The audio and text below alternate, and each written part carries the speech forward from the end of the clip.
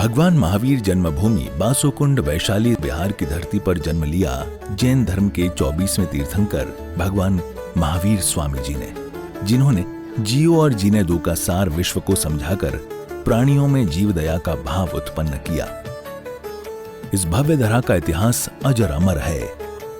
अत्यंत वैभवशाली नगरी वैशाली का विकास प्राचीन काल से ही प्रारंभ हो गया था, जिसके पश्चात भारत सरकार द्वारा सन 1955 में यहाँ पर प्राकृत जैन शास्त्र एवं अहिंसा शोध संस्थान की स्थापना की गई। वैशाली राज्य को भारत के प्रथम गणराज्य होने का गौरव प्राप्त है। वर्ष 1956 में भारत के तत्कालीन प्रथम राष्ट्रपति डॉक्टर राजेंद्र प्रसाद जी ने जैन धर्म और उनके अहिंसा के सिद्धांतों और प्राकृत भाषा के अध्ययन के लिए प्राकृत शोध संस्थान एवं भगवान महावीर स्मारक स्मृति की आधारशिला रखने के लिए इस स्थान को प्रमाणित किया। आज ये भव्य धरा केवल जैन ही नहीं, अजैनों के लिए भी पूजनीय है। देश विदेश से श्रद्धालुगण यहाँ दर्शन हेतु पधारते हैं एवं इच्छा अनुसार मनवांछित फल पाकर कर्मों की निर्जरा करते हैं तथा तीर्थ क्षेत्र पर दान देकर तीर्थ के उत्थान में अपना सहयोग प्रदान करते हैं। ज्ञात हो कि परम पूज्य श्वेत पिच्छाचार्य श्री विद्यानंद जी महामुनिराज के मंगल आशीर्वाद से एवं निर्यापक पट्टाचार्य प्रथमाचार्य श्री श्रुत सागर जी महामुनिराज की प्रेरणा एवं मार्गदर्शन से यहाँ विराजमान 1008 भगवान महावीर स्वामी की अति मनोज्ञ अतिशयकारी प्रतिमा की मंगल शांति धारा पूजन एवं विधान का भव्य आयोजन निरंतर रूप से किया जा रहा है। आप भी मात्र 11,000 रुपए की राशि देकर प्रभु महावीर स्वामी की शांति धारा करने का सौभाग्य प्राप्त कर सकते हैं। कर्पबन्धनिकटेरपिहीनताप्तं ज्ञातपरिभुक्त सप्रमादिदेवं त्वां श्रीकल्मषगुणमतनादे सुदुद्गमहाभिषेकम्। ॐ ह्रीं श्रीं क्लीं ऐं हं मं मं हं सं तं पं वं वं हं हं सं सं तं तं पं पं झं झं झिं झिं शिं शिं द्रां द्रां द्रीं द्रीं द्रौ द्रौ नमोर्ते भगवते श्रीमती पवित्र जलेन जिन विषयामिति स्वाहा। दुरावनं ऋषुरिनाथ किरीटिकोटि संलग्नरत्नकिञ्चविदूषिरार्धं प्रसिद्धतापमलमुक्तिमपि प्रकृति भक्त्याजले जिन्पति बहुधा विसिञ्चे।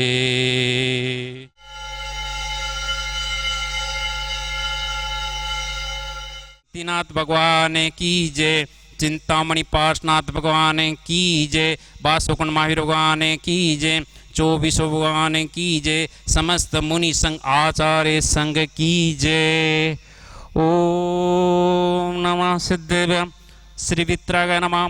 ओम नमोर्ते भगवते श्रीमती पार्श्वतीर्थंकर द्वादश गण प्रविष्टिताय सुकृताय पवित्राय सर्वज्ञान स्वयंभुवे सिद्धाय बुद्धाय परमात्मे परम सुखाय तल्लोक में वाप्ताय अनंत संसार चक्र प्रमिदनाय अनंत दर्शनाय अनंत ज्ञानाय अनंत वीर्याय अनंत सुखाय सिद्ध बुद्धाय तल्लोक शंकराय सत्य ज्ञानाय सत्य वाणी धनंद फणा मनमंडिता ऋषियारिका श्रावक श्राविका प्रमुख चतुस्संगोष विनाशिनी घातिक्रमनाशनम एक घातिक्रमनाशनम अपवादम अस्माकं छिंदि छिंदि बिंदि बिंदि मर्त्यों छिंदि छिंदि बिंदि बिंदि अतिकामं छिंदि छिंदि बिंदि बिंदि रतिकामं छिंदि छिंदि बिंदि बिंदि क्रोधम छिंदि छिंदि बिंदि बिंदि अग्निभयं छिंदि छिंदि बिंदि बिंदि सर्वशत्रुभयं छिंदि छिंदि बिंदि बिंदि सर्वोपसक छिंदि छिंदि बिंदि बिंदि सर्वविघ्नं छिंदि छिंदि बिंदि बिंदि सर्वभयं छिंदि छिंदि बिंदि बिंदि सर्वराजभयं छिंदि छिंदि बिंदि बिंदि सर्वचोरभयं छिंदि छिंदि बिंदि बिंदि सर्वदुष्टभयं छिंदि छिंदि बिंदि बिंदि सर्वमृगभयं छिंदि छिंदि बिंदि बिंदि सर्वचक्रभयं छिंदि छिंदि बिंदि बिंदि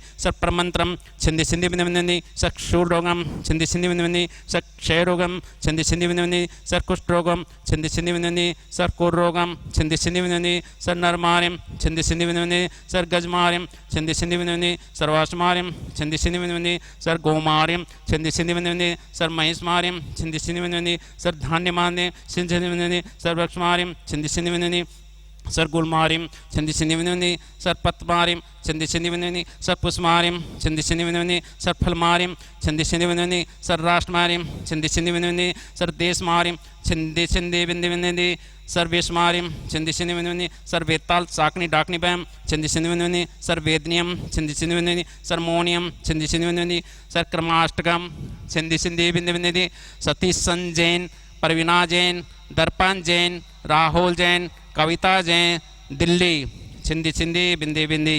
ओम सुदर्शन महाराज मम चक्र विक्रम तेजोबल सूर्यवीर शांति कुरकुरु sir जनानंदनम कुरकुरु sir गोकुलानंदनम कुरकुरु sir Bhavyanandanam कुरकुरु sir ग्राम नगर कीट करोड़ मठ पतन तृणमुख संभानंदनम कुरकुरु सर लोकानंदनम कुरकुरु सर देशानंदम कुरकुरु सर यजमानंदम कुरकुरु सर दुगानंद पच पच कूट कूट शीघ्रम शीघ्रम यतसुगम तेसु लोकेषु व्याधि व्यसनम मर्जनम हव्यम शिमारोग्यम शस्त्र विद्यते। श्री शांतिरस्तु शिवमस्तु कुलकोतन दंतान्यम सदास्तु पदम प्रभु चंद्र प्रभु वासो पूज्य मलिवर्धमान पुस्तन शीतल मुनि सुतनेमिनाथ पाशनाथ तिवजनम नमः। ओम नमो मूर्ति भगवती श्रीमती प्रक्षिणाशेष दोष कर्मसाती तेजो मूर्ति श्री शांतिनाथ है शांति कराय सर पापनाश है सर विघ्न विनाश है सर रोगो समृद्धि विनाश है सर प्रकट सुदोपद विनाश है सक्षा मडम विनाश है। ओम राम रीम रोम रोम राम में सर्व शांति कुरु कुरु स्वाहा संपूजिकन प्रतिपालिकानां यतीन्द्र समानित पूजनानां देशस्य राष्ट्रस्य पुरस्य राज्ञं करोतु शान्तिं भगवान् जिनेन्द्र करोतु शान्तिं भगवान् जिनेन्द्र। ओम ह्रीं श्री वर्धमान महावीर जिनेन्द्राय अनंत पद प्राप्ति अर्घम निपामति स्वाहा। ओम ह्रीं जितने भी मुनिराज है उपाध्याय आचार्य गण है उनके चरण कमलों में बार बार नमस्कार। उनके चरण कमलों में अनंत पद प्राप्ति अर्घम निपामति स्वाहा। बोलो वैशाली वाले महावीर भगवान की जय। मैं राजेंद्र जैन दिल्ली से यहाँ पर वैशाली भगवान महावीर स्वामी की जन्मभूमि बिहार में यहाँ पर हूँ और पर्युषण पर्व हम लोग यहाँ पर कर रहे हैं और इसी क्षेत्र के ऊपर आचार्य श्री विद्यानंद मुनिराज के आशीर्वाद से इस क्षेत्र का विकास हुआ है, मंदिर जी का निर्माण हुआ है और उनके जो पट्टाचार्य हैं निर्यापक पट्टाचार्य आचार्य श्री सुसागर जी महाराज के पावन सानिध्य में तथा मार्गदर्शन में इस क्षेत्र का विकास निरंतर यहाँ पर प्रगति की ओर चल रहा है। इसी में अभी हमने नया मानस स्तंभ यहाँ पर निर्माण किया है जिसमें अभी दिसंबर माह में ही सिद्ध परमेश्वरी भगवान की प्रतिमाओं को यहाँ विराजमान किया है और मंदिर जी में 2 जिनालयों का निर्माण कार्य भी यहाँ पर प्रारंभ हो रहा है जिसमें 1008 प्रतिमाएं विराजमान की जाएंगी सहस्त्रकुंड जिनालय में तथा 30-24 मंदिर जिसमें 720 प्रतिमाएं यहाँ विराजमान की जाएंगी अर्थात टोटल 1728 प्रतिमाएं यहाँ पर जिन भी विराजमान किए जाएंगे।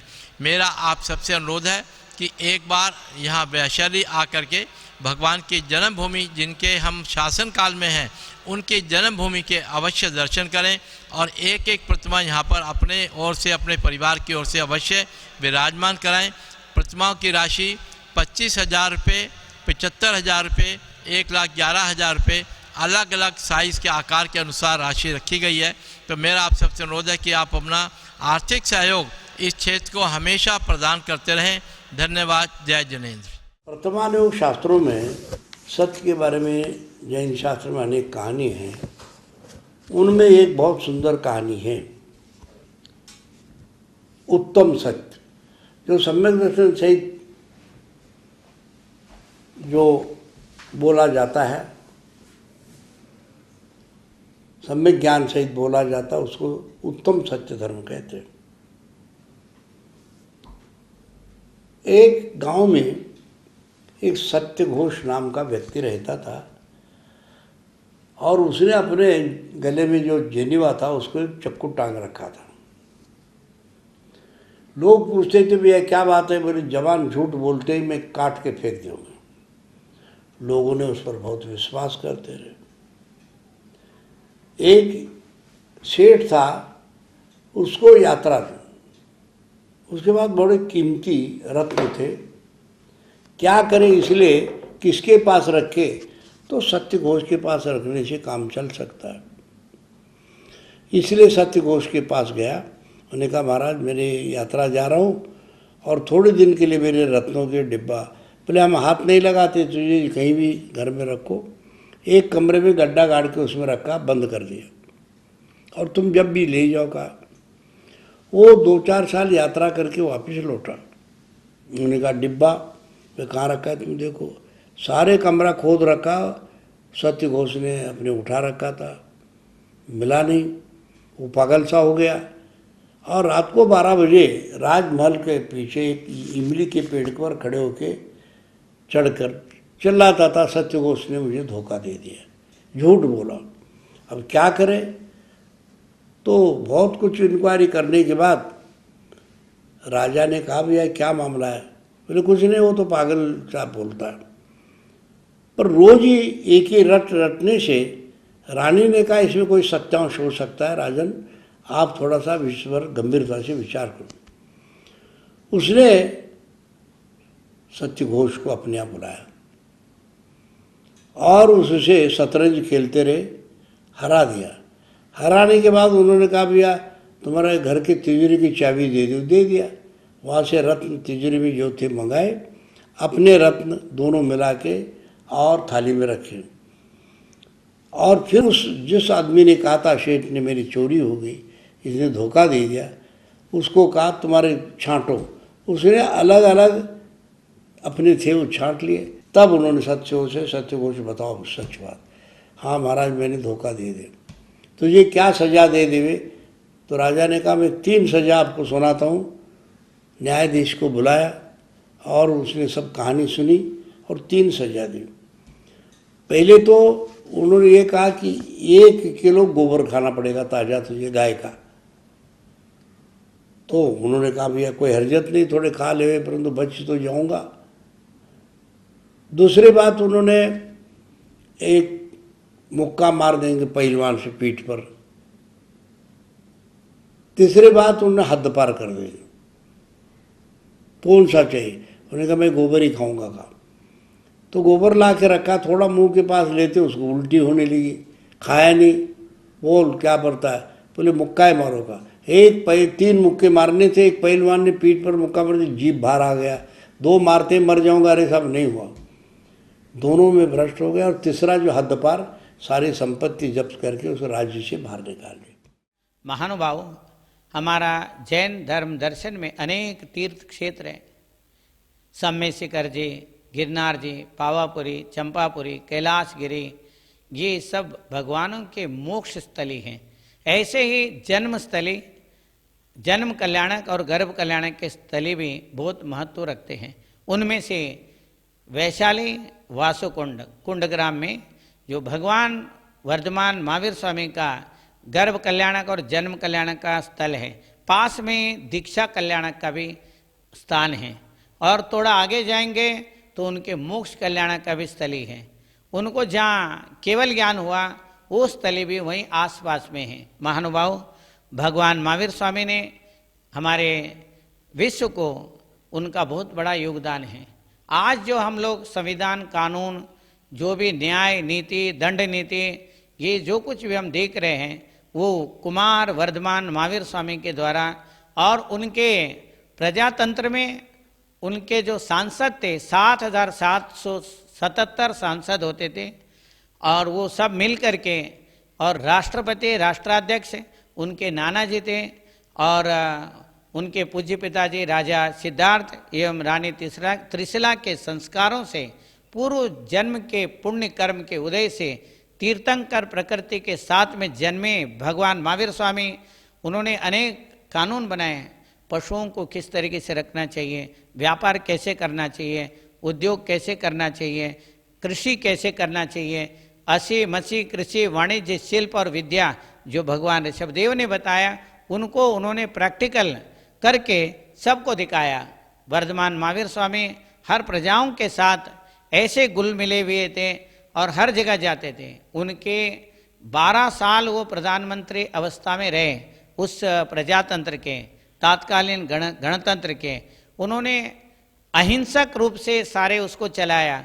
अहिंसा अणुव्रत, सत्य अणुव्रत, ब्रह्मचर्य अणुव्रत, अपरिग्रह अणुव्रत। अनर्थ दंड जो व्रत होता है उसमें पृथ्वी को बिना प्रयोजन नहीं खोदना, जल को नहीं बहाना, वायु को नहीं बहाना, पृथ्वी का है, जल का है, अग्नि का है, वायु, वनस्पति को तोड़ मरोड़ नहीं करना, जरूरत से ज़्यादा किसी चीज़ को व्यर्थ में उसको खराब नहीं करना है। भगवान महावीर स्वामी ने इस बात को कानून बनाया, और कई शास्त्रों में इनका नियम है। जो हमारे जो न्याय शास्त्र है, दंड नीति है और संविधान है, वो भगवान महावीर स्वामी अपने प्रजातंत्र में उसका प्रयोग करते थे। वही जो सत्य अपरिहार्य धम्मा, जो 7 अपरिहार्य धर्म हैं, उसके साथ ही अनेक कानून उन्होंने बनाया था। उसको जैसे वैसे ही भगवान बुद्ध ने अपने संघ के लिए अप्लाई किया, और ये सारे चीज़ें बौद्ध ग्रंथों में बहुत सुंदर तरीके से वर्णन है, जैन ग्रंथों में भी वर्णन है, हमें उसको देखना चाहिए।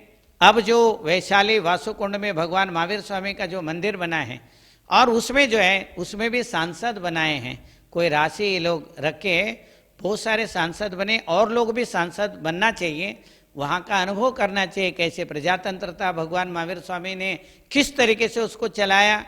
6 साल में उन्होंने बेसिक चीज़ें सही किया, और 6 साल में और भी बहुत सुंदर करके 12 साल तक उन्होंने उस प्रजातंत्र के ऊपर राज किया, और वो हर एक प्रजाओं के लिए ऐसे एक सा नियम बनाया, उसमें ऊंच नीच का कोई नहीं था। कर्म से वो लोग सारे ऊंचे हो जाते थे, अपने पुरुषार्थ से बड़े हो जाते थे। प्रजा का अर्थ आत्मा है, तंत्र का अर्थ अनुशासन। आत्मा के लिए आत्मा के द्वारा किया जाने वाला अनुशासन प्रजातंत्र है। हम सभी प्रत्येक जन भगवान महावीर स्वामी के उस मंदिरों को बड़ा बनाना चाहिए। उसमें अभी जो मानस्तंभ बन गया है और मंदिर बन गया है, अब वहाँ पर विशेष रूप से सहस्त्रकूट जिनालय बन रहा है, और एक 30-24 जिनालय बन रहा है। हम लोग सब लोग उसको सहयोग देना चाहिए, उस प्रजातंत्र का अनुभव करना चाहिए।